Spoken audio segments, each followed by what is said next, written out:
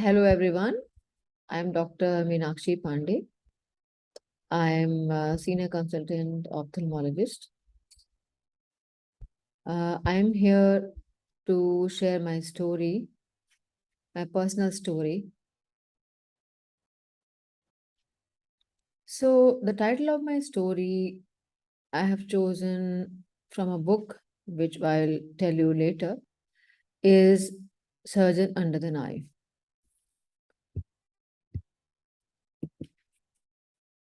So I'm the ophthalmologist, senior consultant ophthalmic surgeon in Apollo Hospitals, OMR, and Apollo Proton Cancer Center in Chennai. And I have no disclosures to make.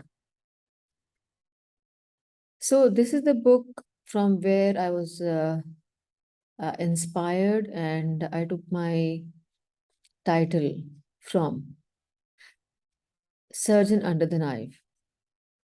So it has a history of surgery in 28 remarkable operations. So first time in my life, I felt that as a surgeon, I don't have the knife in my hand. I'm not using the knife, but I am under it. And I will be very grateful to my friend, Professor Salim Abdul Rauf, who gave me this unique platform to address the young aspiring surgeons on how a surgeon deals with a life-threatening illness, or how a doctor deals with his or her life-threatening illness. So professionally, as doctors, we seek the respect of our peers, and we also want to reach the top of the profession. But as a lady surgeon, it is very, very tough. This is my Royal College, Royal College of Physicians and Surgeons of Glasgow. Here I am taking the degree from my professor. Also, I was very, very lucky to get mentored by Professor Harminder Dua, and had the fellowship at Queen's Medical Center in Nottingham, in England. Professor Dua has discovered the sixth layer of cornea. Till now, we used to have 5 layers of cornea. He's the one who said there is another layer which is called Dua's layer. So with this, the history of corneal transplant has been transformed. He's my professor here with me inside the theater in the Queen's Medical Center.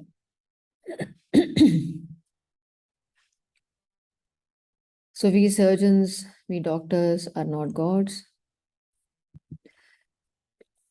Home, as a lady doctor, home and hospital balancing can really be difficult. This is my family, my husband and my 2 kids. Now they're grown up. This picture is an old picture. And as I said, it can really be tough balancing both. But balancing home and hospital is the core. Here I'm dropping my kid to the school. And life is all about the clouds, the sunshine, and the intervening rainbow. Look, and you will see.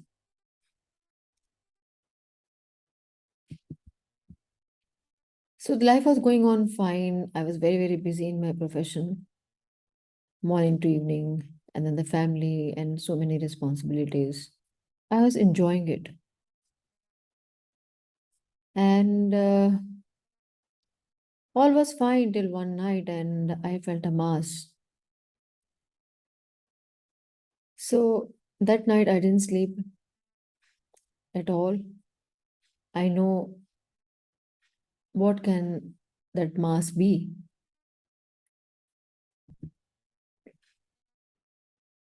So the next day itself, I went to my senior colleague, Dr. Selvi. She took the biopsy and then she said, let's see and let's hope that the biopsy is negative for malignancy. But it came positive for malignancy. And I was diagnosed with triple negative breast cancer. So all of a sudden, life changed for me. And I did not know what to do. I kept thinking, what will happen to my family? What will happen to my profession? I worked so hard to reach this place. And I know as a doctor, it's a long treatment. So that's how my first thinking was as I was diagnosed with the breast cancer. And all the knowledge accumulated by us doctors over centuries can actually pull us out of the clutches of the emperor of all maladies. The emperor of all maladies is the cancer. And it is all my own experience after I have become perfectly fine that we must believe in yourself, in ourselves, and our physicians, our fellow physicians. So, Mr. Siddhartha Mukherjee has written very well. And he says that before the patient goes to the treatment, he is the one who narrates his or her story. He's the one who has um, visited the kingdom of ill, and he will say that actually what is illness, what is it going through the illness.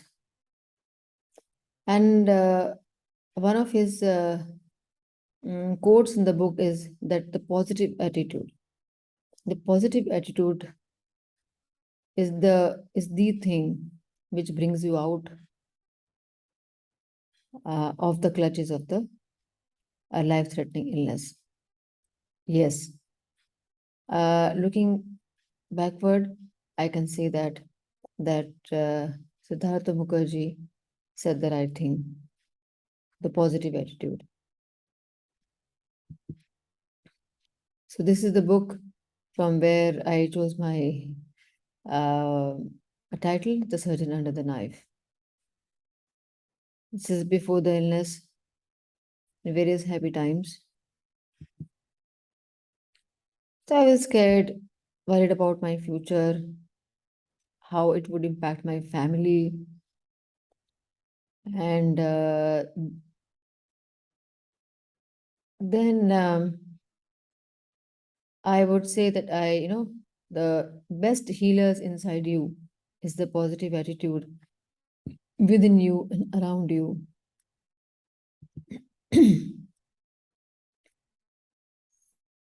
So the treatment plan was the chemotherapy followed by surgery and the radiation. So chemotherapy wreaks havoc, with our hair, skin, and the whole system. So chemotherapy went on for about 6 months. And right after the second cycle, I lost all my hair. You can see me here. It is at the peak of the chemotherapy when I'm sitting but smiling. I lost all my hair. I'm covering my head with the scarf, and I have no eyebrows, no eyelashes. Skin becomes very thin, very sensitive, and the taste changes because chemotherapy kills not only the cancer cells, it also kills normal cells of your body which are dividing fast. For example, even the taste changes. So many things we take it for granted that, drinking water, taste of water, it's tasteless. No, water has taste. So the even the or taste is altered. I couldn't drink water. Like I had the bad taste. I started hating drinking water. It used to give me nausea. But we are supposed to drink a lot of water, lot of fluids. So I would alter it with mix with the lemon or dilute with fruit juices and other things and kept going.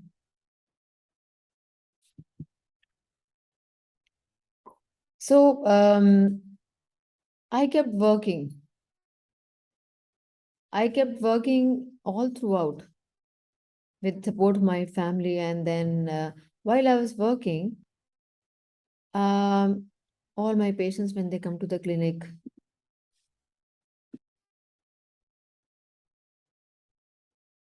this is how I was before my treatment. I had very long hair, and the moment my patients will enter in my clinic and they'll say, uh, why did you cut your hair, doctor? Then I used to say, now I have a story to share with you. That I lost all my hair in chemotherapy. So that's how it is. I have not cut my hair. I lost all of them. So I was so fortunate to have all my physicians. Like this is the all women breast cancer team who are all also my colleagues in Apollo Proton Cancer Center. So Dr. Bhavna is the radiation oncologist. Dr. Uh, Dr. Sapna is my radiation oncologist on the left. And number two from left is Dr. Bhavna. She is my medical oncologist. The middle one is my surgeon, the breast surgeon, breast oncologist surgeon, Dr. Selvi. So all of them are such wonderful doctors, not only in their profession, but they are so passionate about their field and compassionate, who could feel my position and who could place themselves in my position and used to take care of me. In fact, when my first appointment with my medical oncologist, Dr. Bhavna, was there, she was the one who put inside my head that I can work while I am taking my treatment. I had no clue what's going to happen. So she just asked me, "Do you want to work during the treatment?" Then I said, "Can I?" Then she said, "Yes, of course. The days you feel tired, you can just take off, but you can work throughout." Actually, she is instrumental in uh, making me lead a normal life while I was going through this intensive treatment. And after the chemotherapy was over, then then surgery. Dr. Selvi is a brilliant surgeon, and Dr. Sapna, the radiation oncologist. I had the proton therapy in Apollo Proton Cancer Center, where also I'm a consultant. So I used to have proton therapy for 15 minutes and then come back to my outpatient clinic. I would work every day. And then as a doctor, Dr. Bhavna used to ask me like, since we have the side effects, can we reduce the drug, the less important drug by 10% or 15%? Then I said, Dr. Bhavna, here I'm not a doctor. I'm a patient. So I do not want to influence anything in your decision. So please, here I'm your patient. I'm not a doctor. Please take the decision yourself. And believe me, I did not go back to my books. I did not consult anything about my illness. Though, yes, basic medical knowledge I have that whatever uh, medications are infused into me, are given into me, what all can they do? But I didn't think about it. I didn't give it importance as if I just don't know anything. The complete surrender to my physicians.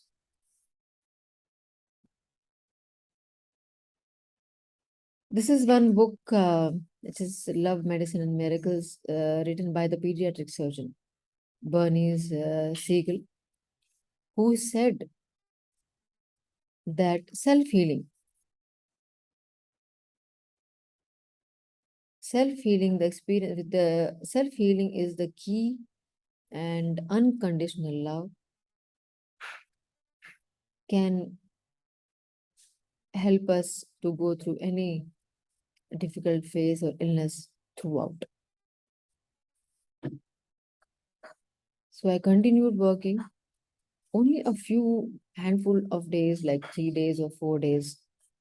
I was at home, and believe me that those were the worst days of my life when I was so depressed and all the time preoccupied with my illness. I loved going to work. The whole day I was busy with my patients in my clinic, operation theater. The whole day I used to spend with my patients, and it was totally occupied and well spent.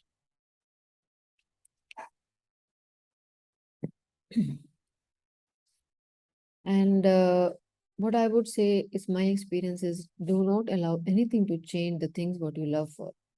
You love music, uh, you listen to the music, read funny books, see funny movies. I used to see at the end of the day, whatever new movies on Prime Video or Netflix, everything. And the same thing I would also tell all my patients, and I have been telling them. Then they come and say that, doctor, I have left this because of this illness. I have left doing this. I have left this. No, do not leave anything. Just be normal, and one day at a time. We have medications to, uh, even cure the side effects. Like we have nausea, we have vomiting, we have giddiness, anything. Take healthy diet, medicine to control those side effects. And this is again my family with my mother-in-law, father-in-law, and the kids and the husband. And live life without fear. No fear should be there. Let's face it. So I really felt throughout that, let me go through it. Let me go through it. One day I'm going to be fine. I never thought that uh, is it curable, not curable. Yes, my oncologist said that because it is early stage, it is curable. And yes, I believed her words, and then I said, I'm going to be fine. And yes, with full acceptance, but without surrender. This is one a very famous book of anatomy of an illness written by Norman Cousins, which was always also published into New England Journal of Medicine. And Norman Cousins, it is the story of a patient, perceived by the patient. Norman Cousins was a journalist and an activist. He was diagnosed with the connective tissue disorder, and he said that he also was fortunate to get a good physician who could feel his pain, and also he said he literally laughed out through his illness. The laughter therapy is so important. Do not keep thinking the same thing. Laugh it off, laugh it out. I have practiced it. And here another book is that doctors, they talk about themselves. John Pecknell. Another one is Religio Medici.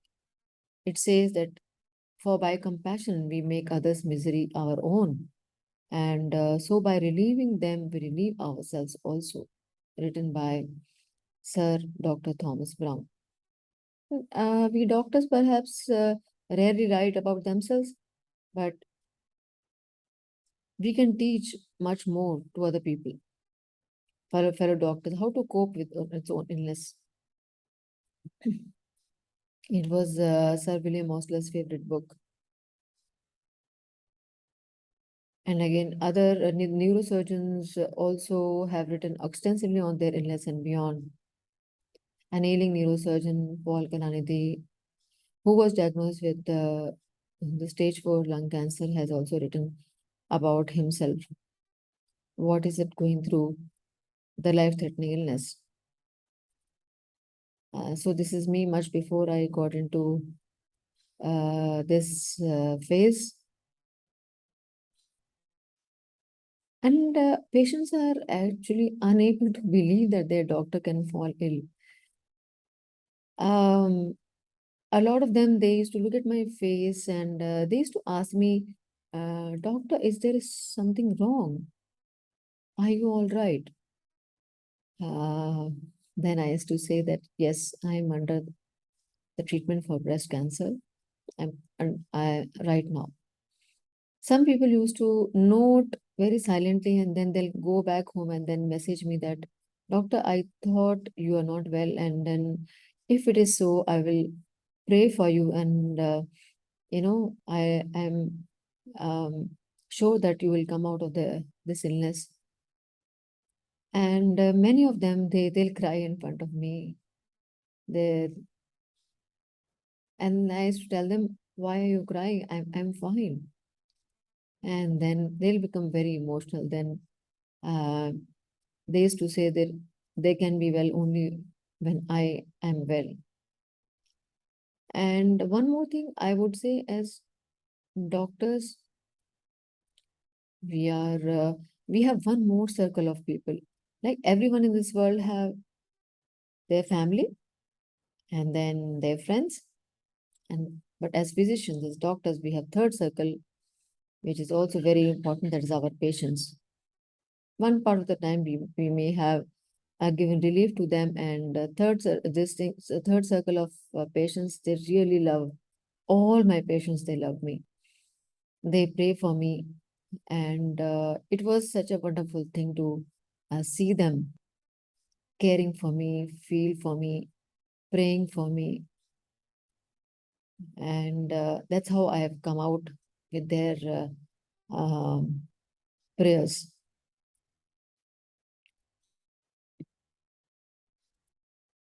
In Hindu religion, we also believe in afterlife, and it's lovely to have a belief that we are not alone, that our parents, if are here or if they are in heaven, they are there with us.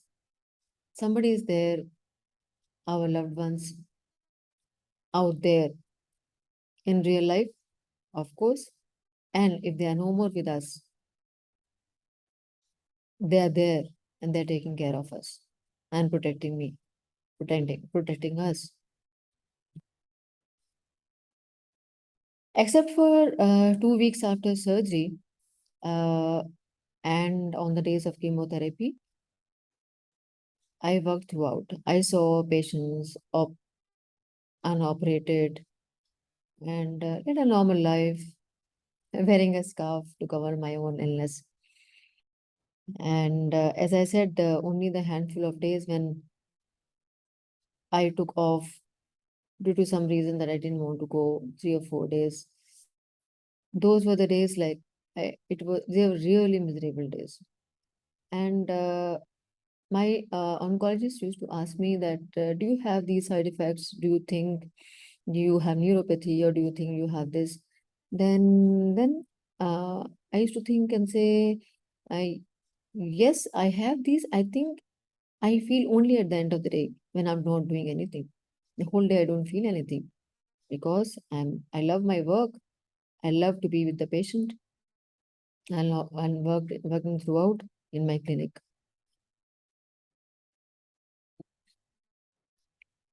And what will happen tomorrow? What if this happens? What if that happens? No, it's just one day at a time.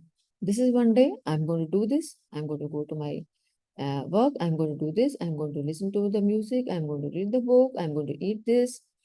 I'm going to see this movie. Let's see tomorrow. Again, get up with the same strength. Stay steady on course. Use the journey log of the others. Actually, yeah. Look at her. Oh, she looks so nice, or he looks so nice and healthy. So last year, he or she was diagnosed with some illness. So I'm also going to be fine very soon.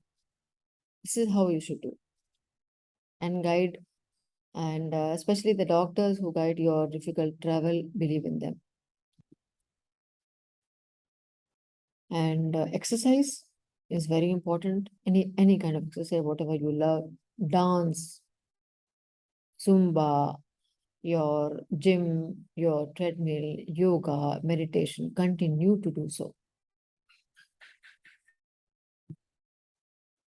And of course, your loved ones. And this is my dog Bagheera, who was my greatest antidepressant. He he makes me laugh, used to make me laugh more than 10 times a day. I love my garden, trees, squirrels, birds. And as I always uh, l- consider myself lucky that I'm physician, I'm a doctor in this birth, and I can give relief to so many people. It's a privilege, and to treat and save numerous lives. In my case, I save vision as an ophthalmologist. Working at Apollo Proton Cancer Center, I saw many small children with malignancy, depressed me a lot, but and also has given me great courage to be as brave of them as them, and also as brave as their parents. And never self pity yourself that why me? Why me? Smile always and count your blessings all the time. And everybody used to ask me, who's there for your emotional support? Then I used to say, why? My family, my children, my husband, and my sisters. So this is the picture with we are three sisters. I'm the eldest, the middle, and the youngest one. They were a pillars of support for me all throughout. Whenever they were always contactable, and they came to me, spent some time during my after my surgery, and they were really great support. So the family support makes a lot of difference. Enjoy life. It's never ending journey. Don't uh, waste even a day. And if I'm not wrong, Mr. Siddharth Mukherjee has written that life is not only pain and death. What happens is, what should not happen is, uh, there's something there which dies when we are alive. That should not happen. So I would thank again Professor Salim Abdul Rauf, who gave me this platform, who gave me an idea that how is it that talking about your own uh, um, illness to the medical people of medical profession and other. This is the circle of my friend. I love them all. I enjoy their company. And I have booked a Jeep. I've been driving for the last about 28 years. I booked a Jeep, and the next day I was diagnosed with a breast cancer, and actually I want to cancel it. I did not know what will happen to me. Will I be able to drive this big vehicle? And then my family members did not allow me to cancel it, and that's what happened. There was a few months waiting list. My treatment went for about 8 months to 9 months. At the end of the moment my treatment was finished, and I got a call from the dealer that, doctor, your car has come. Yes, I look forward to driving to the hospital every day. I drive it. And I was called to Spain to talk to the young doctors about my story, and went to Spain, talked about all this, and it was a memorable time, a change after 1 year of a difficult time. Thank you.